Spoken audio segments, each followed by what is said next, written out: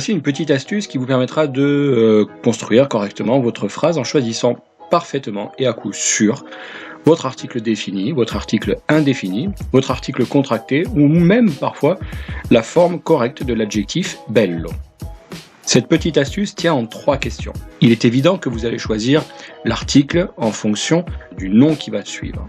Il vous faudra donc vous poser ces 3 questions et ensuite vous reporter au fur et à mesure au tableau que vous voyez ici. Les 3 questions sont les suivantes. La première question, le mot qui suit l'article est-il masculin ou féminin? Deuxième question, le mot est-il singulier ou pluriel? Troisième question, par quelle lettre commence le mot?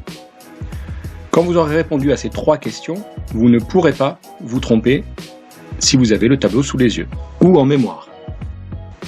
Pour faire un exemple, nous allons travailler avec le tableau des articles définis, mais nous pourrions tout aussi bien faire la même chose avec les articles indéfinis, avec les articles contractés ou même avec l'adjectif bello. Je vais vous donner un exemple pour que tout le monde y comprenne en même temps, d'accord?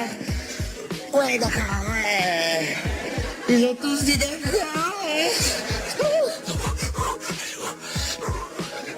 Si je choisis le mot giardino, le jardin, je vais me poser ces 3 questions. Première question, le mot giardino est-il masculin ou féminin?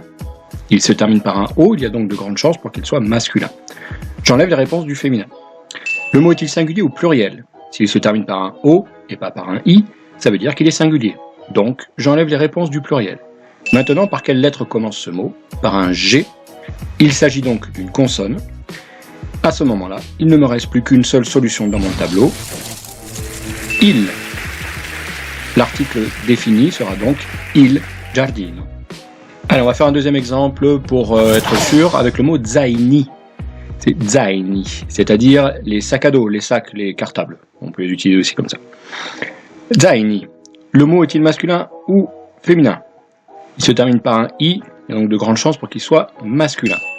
S'il se termine par un i, il y a aussi de grandes chances pour que ce soit un nom au pluriel. Enfin, la première lettre du mot est un Z.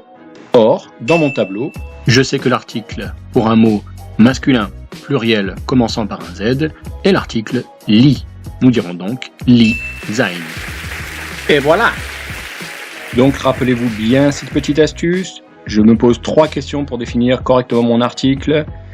Il s'agit de la question masculin ou féminin, la question singulier ou pluriel et la première lettre du mot. Avec ces 3 questions et le tableau, les tableaux, vous ne pourrez pas vous tromper.